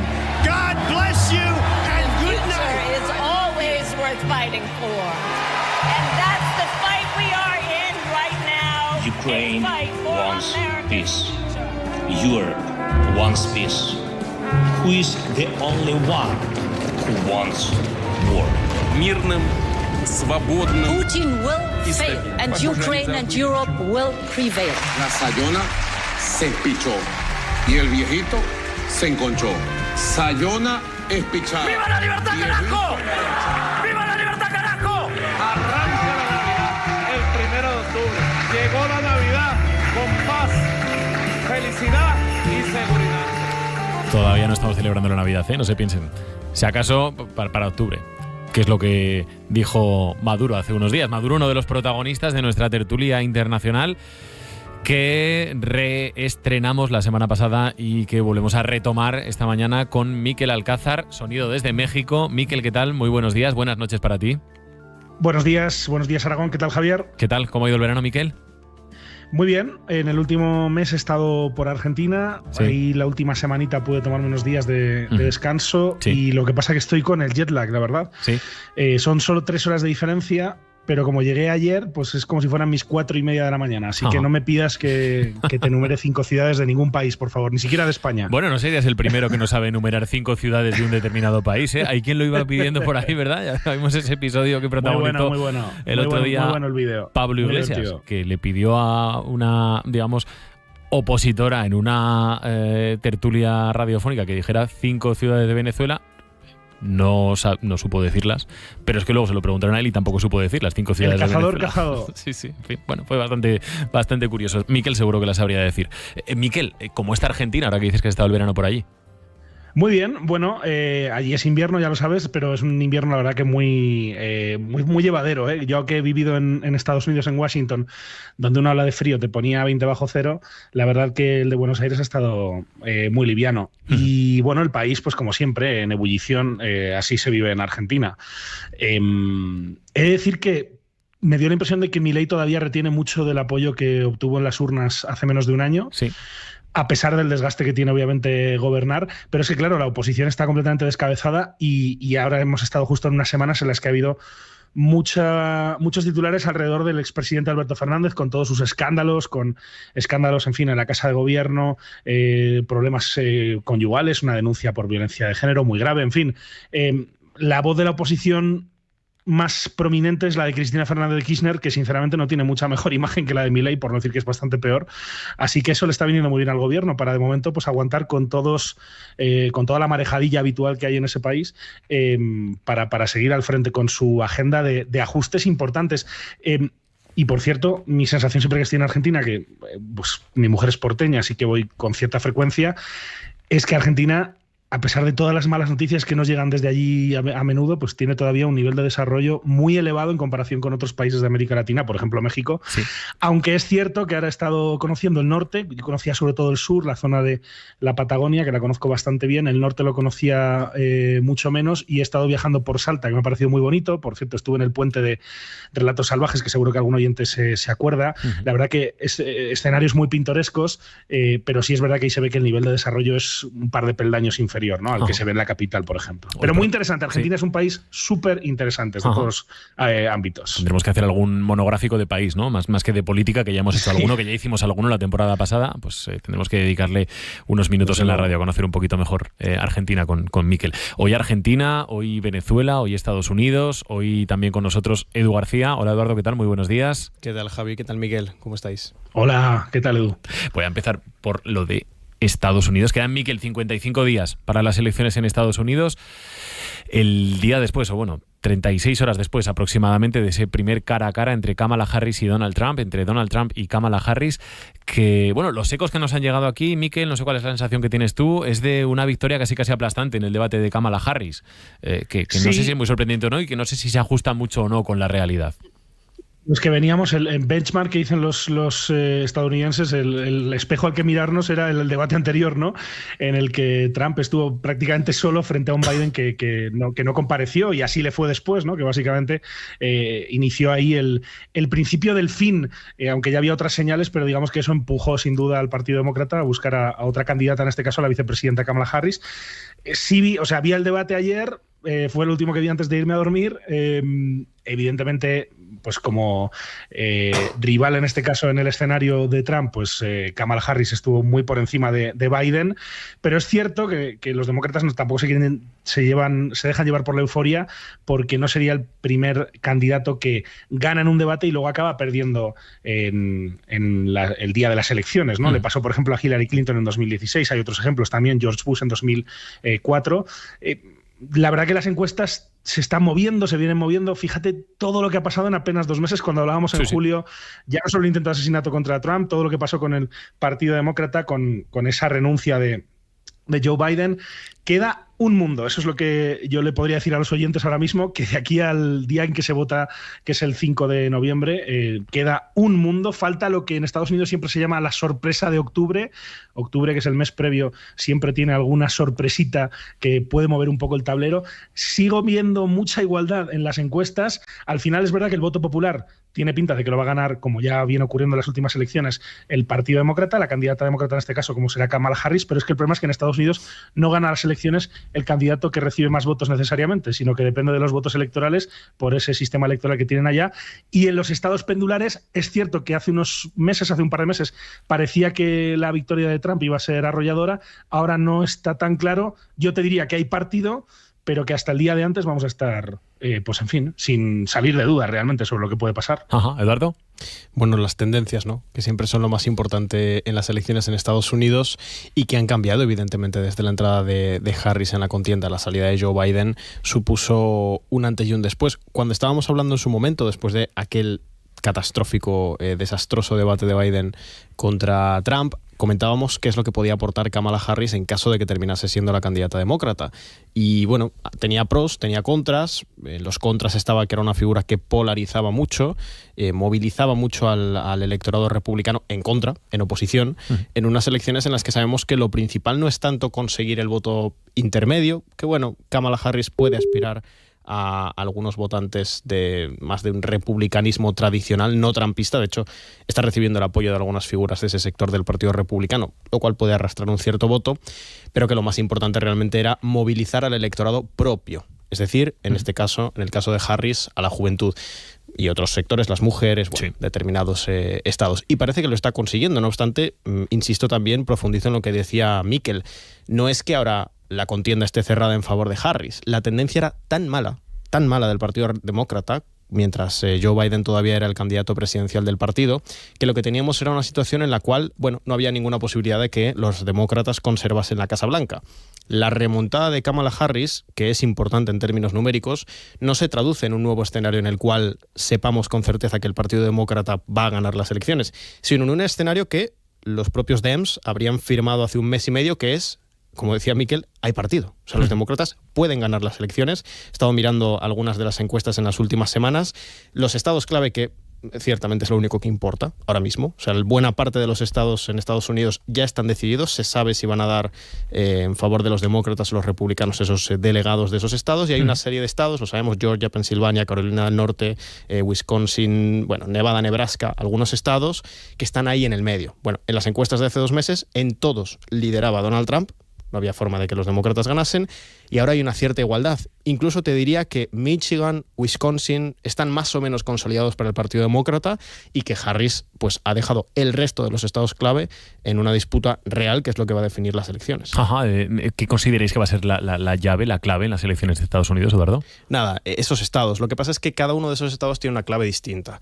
No es casualidad, fue incluso una apelación obscena en cierta medida, la que Trump hizo en medio del debate, que empezó a enumerar, hablando de la inseguridad y de otros factores como la economía, directamente a estos estados. No dijo, estos son los estados clave donde quiero ganar, pero dijo, fijaos lo que pasa en Pensilvania, Carolina del Norte, Georgia. Claro, casualmente los estados que están ahí disputados, ¿no? Esa va a ser la clave. Realmente cada uno de sus estados tiene una demografía, una composición demográfica distinta, tiene una historia económica distinta. Algunos forman parte de ese cordón industrial, otros forman parte bueno, tienen una historia económica distinta. Les ha afectado de manera distinta las últimas administraciones, tanto demócratas como republicanas, y en última instancia no es que vaya a ser lo decisivo, es que, insisto, es lo único que importa. O sea, los únicos nombres, los únicos territorios que importan de aquí a las elecciones en Estados Unidos, como digo, Michigan, Wisconsin, Georgia, Carolina del Norte, Pensilvania, Nevada y Nebraska. Florida está... Bueno, algunas encuestas dicen que la ventaja de Trump no es tan grande, pero yo sí diría que los republicanos tienen consolidada esa victoria. Bueno, hay veces que somos muy reduccionistas, ¿no? Cuando contamos en España la información internacional, la información de otros países, seguramente lo que más se ha contado del debate de ayer es esa anécdota de Trump diciendo que los inmigrantes se comen a las mascotas de los estadounidenses.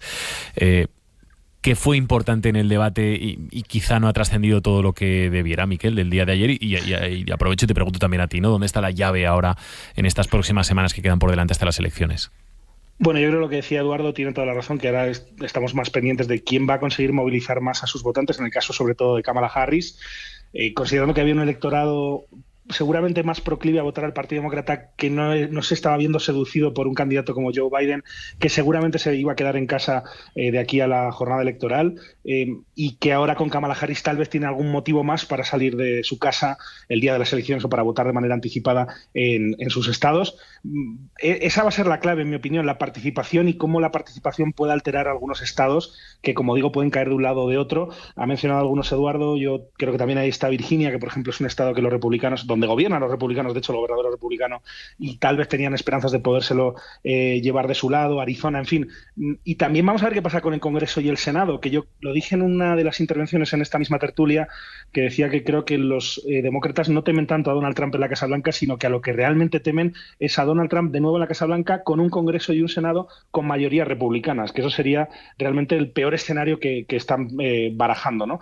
Y yo creo que también el cambio de candidata, en este caso, pasar de un candidato como Joe Biden, que tenía unos índices de popularidad muy bajos y que desde luego no motivaba tanto a muchos votantes, también puede arrastrar a otros candidatos demócratas en digamos, en elecciones que también están muy igualadas, que puedan acabar decantando también que el Congreso o el Senado pues no tengan mayoría republicana, ¿no? Que eso vamos a ver cómo termina de configurar el mapa electoral y el mapa postelectoral, mejor dicho, de Estados Unidos a partir de esa fecha, de ese 5 de noviembre. No es solo importante lo que ocurra en el despacho Oval, quién quede a cargo, digamos, del Ejecutivo de Estados Unidos, y también cómo queda el Legislativo, que en este caso es muy importante. Y lo vimos, por ejemplo, con Trump, cuando no pudo hacer algunas de las no pudo sacar adelante algunas de las promesas que llevaba en su programa electoral, porque se encontró que al poco tiempo estaba en muy minoría, por ejemplo, en el Congreso, ¿no?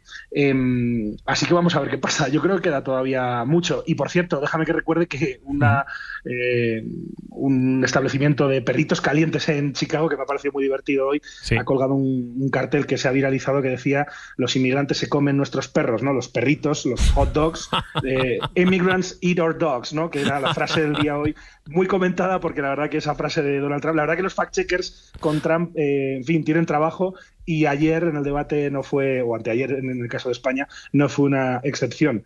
Tuvieron mucho trabajo con el candidato republicano. El otro asunto protagonista de la semana, sin duda, en lo que se refiere a la actualidad internacional, nos llega desde Venezuela. Para que se rompan de inmediato todas las relaciones diplomáticas, todas las relaciones comerciales, todas las relaciones consulares. Que se vayan de aquí todos los representantes de la delegación del gobierno del Reino de España y todos los consulados y todos los cónsules. Y nos traemos a los nuestros de allá. Este es el sonido que resume la última decisión que parece que se va a tomar desde Venezuela, que es la ruptura de relaciones de todo tipo, diplomáticas, comerciales, económicas, que Venezuela mantiene ahora mismo con España. Este es el presidente de la Asamblea Nacional Venezolana, el oficialista Jorge Rodríguez, reaccionando a la decisión del Congreso de los Diputados español de reconocer como presidente legítimo de Venezuela al opositor Edmundo González, que, como saben, ha pedido asilo en España, y no a Nicolás Maduro. Nicolás Maduro, que, por cierto, ya le escuchamos hace un par de días decir que respetaba profundamente la decisión de Edmundo González Urrutia de marcharse de Venezuela y pedir asilo en España.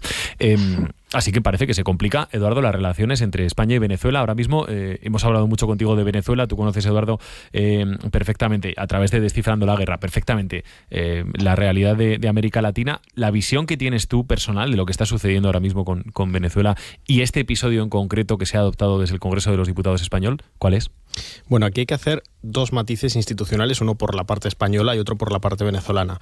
Lo que ha aprobado el Congreso de los Diputados, lo sabemos, no es reconocer a Edmundo González, porque el Congreso de los Diputados en la legislación española no tiene la atribución de reconocer gobiernos extranjeros, sino que lo que se ha aprobado es una petición formal a Pedro Sánchez, en tanto primer ministro de España, que bueno, realmente es el cargo que ostentaron, que se llame presidente del gobierno, para que reconozca a Edmundo González. Lo que sabemos es que por parte del presidente del Gobierno de España no hay verdadera intención, por el momento al menos, de tomar esa decisión. Porque quiere esperar a que haya un planteamiento común a nivel europeo, ¿no? Exacto, esa es su postura de cara a esa asunción presidencial dual que vamos a tener el 10 de enero de 2025, presumiblemente, que es Nicolás Maduro asumiendo como presidente en Venezuela, con el poder real en Venezuela de su lado, las instituciones electorales, militares, legislativas, judiciales de la mano de Nicolás Maduro, y una segunda asunción que sería la de Edmundo González desde el exilio, aparentemente desde España. Bueno, Pedro Sánchez pretende jugar un papel de mediador y pretende hacerlo a través de o en coordinación con otros actores europeos, y va a tomarse, claro, esos meses, quedan apenas 4 para ese 10 de enero, como las últimas balas para intentar mediar en el conflicto político en Venezuela. Yo no sé si después se animaría a reconocer a Edmundo González, tengo algunas dudas, pero desde luego por ahora no es lo que ha ocurrido. Es decir, España no reconoce todavía a ninguno de los dos. Y por la parte de Venezuela, lo que tenemos es una petición formal del presidente de la Asamblea Nacional, que va a ser ratificada por la propia Asamblea Nacional, si es que no lo ha sido ya, para que de igual forma el Poder Ejecutivo venezolano, es decir, el gobierno de Nicolás Maduro, corte esos vínculos con España. Yo creo que por ahora no pasa del campo de la amenaza, es decir, es un movimiento de ajedrez intentando presionar al gobierno de España para que se desmarque de manera rotunda de la decisión o del planteamiento hecho por el Congreso de los Diputados en España, e intentar que el gobierno de España, Pedro Sánchez, reconozca a Nicolás Maduro. Yo no creo que vaya a pasar tampoco en el corto plazo. También hay otros intereses en el medio. Yo no sé si esta declaración del presidente de la Asamblea Nacional habrá gustado a las grandes empresas energéticas en España, que tienen algunos intereses en el comercio, por ejemplo, del crudo venezolano, que el gobierno español, así como otros gobiernos occidentales, habían estado haciendo durante los últimos años con el petróleo venezolano. Entonces, vamos a ver cómo se desarrolla eso. De momento ha habido una suerte de paso adelante, paso al frente o salto al vacío, depende cómo lo queramos ver, del Congreso de los Diputados de España. No va a prosperar, al menos por ahora, por parte del gobierno de España, y lo que tenemos es una respuesta de uno de los poderes en Venezuela, del Poder Legislativo, que es evidentemente chavista, pero que está a la espera de ver qué posición toma el gobierno de Venezuela. Yo creo que es más bien una amenaza por parte de la Asamblea Nacional de Venezuela. Miquel. Yo es que con Venezuela hace ya mucho tiempo que soy bastante pesimista. Creo que es un pesimismo realista, si se permite la expresión, porque no es la primera vez que parece que va a ocurrir algo, que se va a desencadenar un cambio, y al final, pues efectivamente, como Maduro al final ostenta el poder y tiene el apoyo del ejército, de la policía, tiene el aparato judicial, el electoral, pues es que creo que es muy difícil que algo cambie, ¿no? Y sobre todo considerando que ha habido millones de venezolanos, creo que son más de 7, los que se han ido del país en los últimos años, ¿no? Y evidentemente, pues el que queda dentro, el que no se ha podido ir o el que ha decidido quedarse, pues creo que tiene poca capacidad de enfrentarse a todo ese aparato de un régimen que, yo lo decía aquí cuando hablábamos de esto en junio, julio, que me sorprendería muchísimo, lo hablamos en alguna tertulia aquí con Eduardo, que Maduro reconociera su derrota y que cediese el poder. Lo que me sorprende es que haya todavía quien crea que ha podido ganar el chavismo a las elecciones, porque yo creo que es que ni ellos se lo creen, ¿no?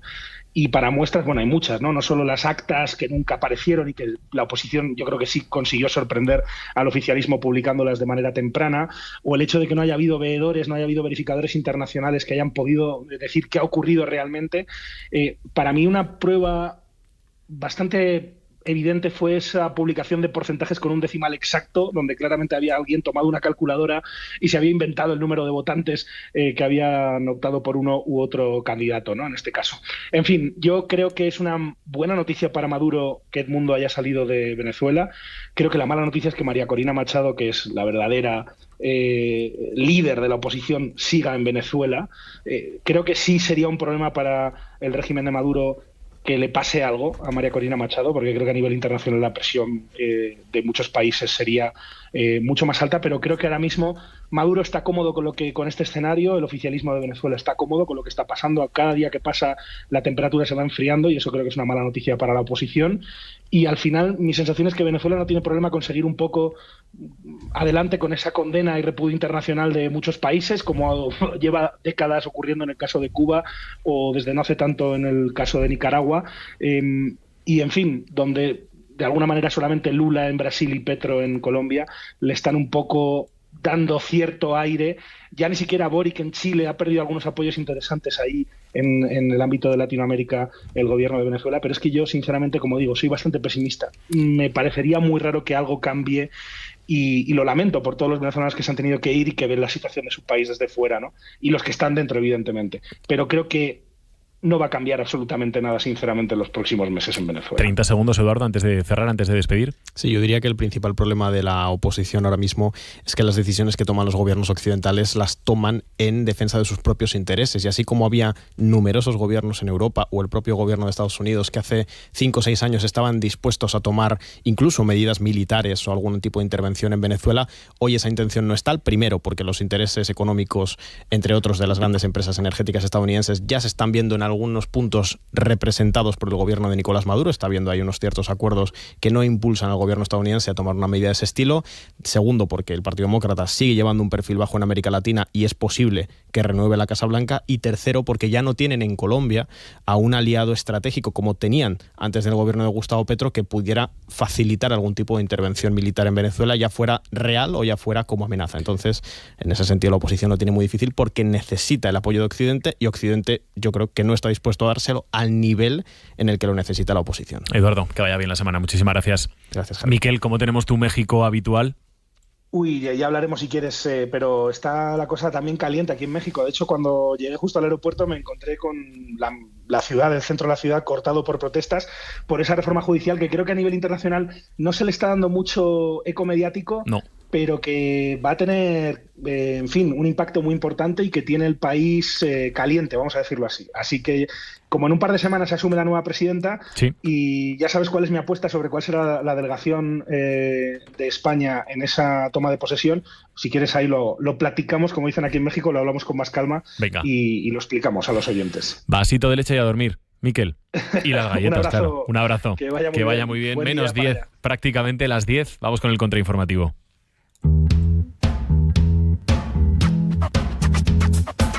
Buenas noticias y algo que celebrar. Buenas noticias que me alegren la vida. Un colocón de energía positiva. Buenas noticias y algo de felicidad.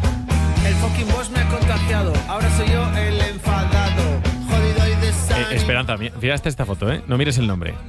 A ver. Pero no me digas que no hay un cierto parecido. Ahora que es que se ha puesto se ha puesto Saldaña, Juan Luis Saldaña, ¿qué tal, Saldaña? Muy pues buenos mira, días. sí. Se ha puesto así con el bolígrafo, como si un director de orquesta se tratase, y dicho, ¿a quién me recuerda a mí este tío? Y así con carilla de hacerse el interesante un también. Cierto aire a Dudamel, ¿no? Me gusta ese tipo. Hombre, me parece. Es una buena comparativa, ¿no? Lo he visto Cierto aire a ensayar. Gustavo Dudamel, así Lo he visto ensayar y he entendido cosas. He entendido cosas de la música clásica que no sabía. Porque lo veo ahí trabajar y parar y volver a empezar, y me parece un tipo interesante, sí. Vamos con el contrainformativo. Venga. Que nos hemos olvidado hoy. Tengo que decir dos cosas antes de empezar. Venga. Me gusta mucho cómo dices Trump en la tertulia internacional. Me voy a el resto hacer, del día no. Me voy a hacer un politono y el mundo se está chedarizando. Sí, o sea, fijaos. El color, muchas cosas son de color cheddar, de queso cheddar. Sí, hay una cheddarización galopante del mundo. ¿Sí? Los equipajes, bueno, la americana de... No, es mostaza. Sí, pero va la a hacer americana de Esperanza es mostaza. Muchas equipaciones de fútbol. Buah, tú pon la tele y verás. Es que es un color bonito. Nos estamos chedarizando. Pero bueno, he venido a traer aquellas informaciones que se omiten, no sabemos muy bien por qué.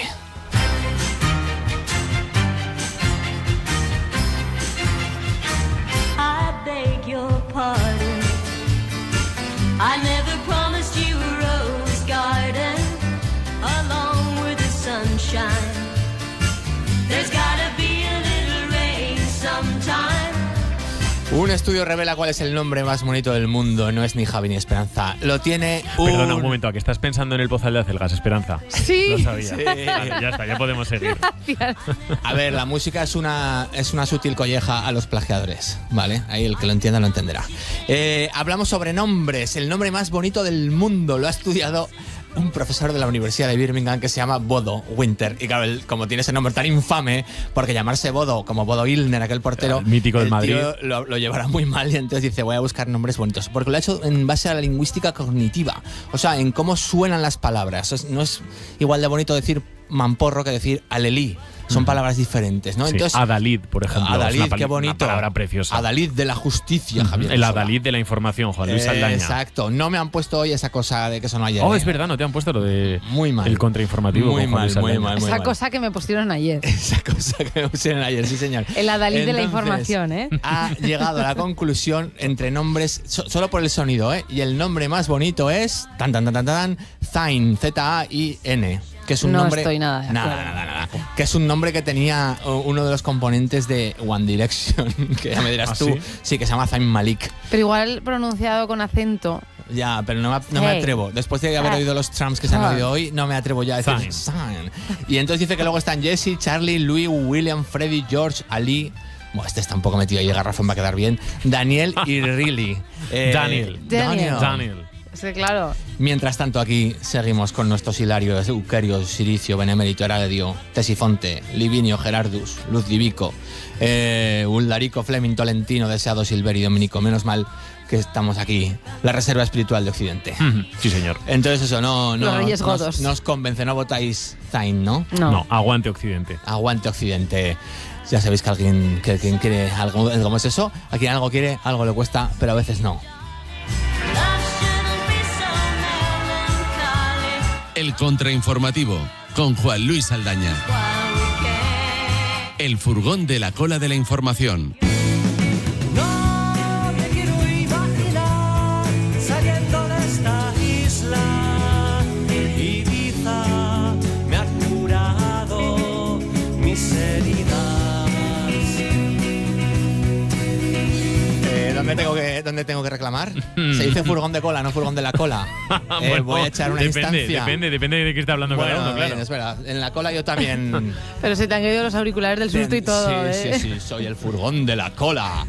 ¿Quieres ir gratis a un hotel en Ibiza? Pues enséñalo todo, hazte ministro y échate un coldo. No, muéstralo todo. Entonces hay un hotel en Ibiza que dice, si queréis habitación gratis, os ponéis aquí en esta habitación, en el lobby, también llamado hall, antes vestíbulo, vamos a llamar las cosas por su nombre en español. Gracias. El vestíbulo del hotel, donde se vestibulía la gente, y entonces ahí te pones en una habitación con cristales, como Sí. Gran Hermano, y es gratis. Esto lo vi yo hace unos años ya, ¿eh? Ya lo has visto, ¿no? Sí. Págame con tu intimidad, págame con tus secretos. ¿Lo y yo- haríais? Y yo te pagaré. Yo sí, por supuesto. De hecho, ¿Tú lo harías? Durante un tiempo de mi vida he hecho algo parecido. Sí. ¿Cómo? Sí. Y entonces, Desarrolla esto. yo presenté un programa con un cristal a la calle y se me llenaba aquello de frikis, madre mía. Y luego me acompañaban a casa 3 o 4 de ellos al día. Y bueno, en fin. Y la realizadora que ahora trabaja en esta casa me decía, me llenas el estudio de frikis. Y yo decía, deja que los frikis pasen. Ellos vienen a mí. Ellos te enseñarán a ser diferente. Y luego había uno muy rarico que me acompañaba a casa hasta las 11 de la noche y entonces aquello empezaba a ser preocupante y ya le iba dando esquinazo. Pero bueno, no quería hablar de esto, sino que quería hablar de que al final exhibirse tanto, han dicho dos protagonistas, que se convierte en una auténtica pesadilla y que no les prohibieron nada. O sea, todos estamos pensando en si se podían hacer esas cosas y sí, se podían hacer. ¿Bien? Sí. Vale. Vale, Sí, pues vale. eso. Que si quieres lujo, mejor págalo.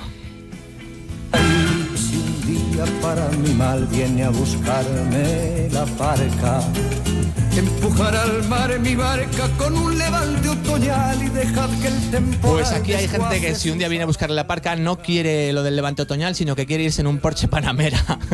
Que esto pasa en Brasil. Una compañía de decesos, de muertos, de funeraria, ha montado un Porsche Panamera, lo ha adaptado para llevar al muerto pues ya en una forma mucho más alegre y más lujosa. Luego tienes unas funerarias por 8.000 pavos, sillas para que la gente se siente por 650 euros y que dicen que ya que la muerte se está convirtiendo ya en un artículo de lujo. Entonces si quieres palmar con estilo, pues te vas ahí en tu Porsche metido en tu caja funeraria, ¿sí o no? No. No. No lo termino de ver yo esto. ¿No sois de morir con lujo, sois de morir con lo opuesto? Sí, ya da igual, ¿no? Yo no, pero me encantaría ir a un funeral así, la verdad. Sí. Para verlo ir tú, ¿no? No de que te público lleven. estamos Para digamos. verlo desde fuera y a poder ser de alguien pues que no me haga sentirme muy, muy, muy triste. Más por curiosidad. Venga, una última. Venga, que esta es muy Te buena. has quedado loco, ¿eh? And the very next day, hey Fab, I'ma kill you. Lyrics coming at you with supersonic speed.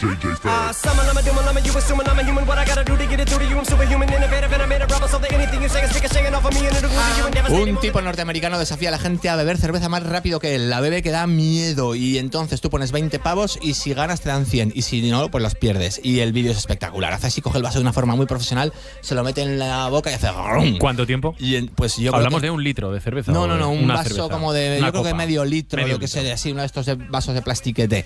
Espectacular. Y el tipo pues se ha hecho de oro. Además has lleva, intentado- lleva publicidad. He intentado, no puedo competir. No, me Lleva- refería a apuntar a Esperanza. Es que hace mucho que no apuntas a Esperanza. Hay que A ver- cosas. Es que sí, En ¿sabes qué pasa? en mi zona se hace una cosa que se llama la turbolata. Desde que, Te lo contaré otro día. ¿Cómo suena eso? Hay gente que hace 56 flexiones sobre 2 dedos en 60 segundos, hay gente que me rompe 56 guías telefónicas en 3 minutos y hay gente que se pega 7 días llorando. Pero lo de la cerveza no lo habíamos visto. Yo, ¿sabes por qué no apunto a Esperanza últimamente? ¿Por qué? Porque desde el verano que se puso de jefa la veo así como más seria. Ya. ¿Sabes? Nah. Está Con americana. El campamento de las impone, monjas así, yo lo sigo esperando. sedarizando y no sé, impone un poco. Pero bueno, volveremos a la senda. El lunes más al año. El lunes que vaya más. bien ese Pero fin de que me semana arreglen largo. que me arreglen el indicativo, por favor. Venga, eso lo cursamos ya mismo. Óscar Vegas, ¿qué tal, Óscar? Buenos días, esto lo solucionamos lo del indicativo con esto que viene ahora. Reconocéis la banda que suena, ¿no? Saldaña. ¿Qué es esto? Esto se llama Puedes ir en paz, de una banda que se llama Nubosidad Variable, un temazo, ¿eh? Sí. Cuyo bajista es Juan Luis Saldaña. Sí, ¿Cuántas sí. veces ha ¿Qué subido? dices? Y el que canta soy yo también. ¿Pero esto en qué este es? caso. ¿Ah, sí? Sí, A estás vivo. ver. Oh, wow. ¿Qué tío? Sí, vale para todo. Esto es un temazo. ¿Cuántas veces has subido la lata de bombillas al escenario? Al de la escenario sala? unas 3 o 4. 3 o 4. No muchas. Pero fue la tercera vez en mi cuando empecé. Y eso no se olvida. Nos trataron muy bien y la verdad es que me sentí... Bueno, era un garito con mucho prestigio y a nosotros que éramos novatos nos trataron muy bien. Qué bien, la lata de bombillas que cumple 25 años. Vamos a tener esta mañana por aquí a su impulsor, a Javier Benito, y vamos a recorrer pues algunos de los conciertazos de toda esa historia. Rescate emocional con Miguel Mena, que vuelve a partir de las 11 y que nos lleva a la historia de Moncayo Films, y hoy en las bandas sonoras a partir de las 12 del mediodía, David Angulo, aquí en La Cadiera. Venga, mira qué contento se va Saldaña. Estos son royalties, ¿no? De estas, Saldaña. Sí. Con esto saldamos lo del indicativo. Eso Exacto. es. Que vaya bien la mañana, Óscar. Gracias. Adiós a todos. Adiós, Hasta mañana. adiós.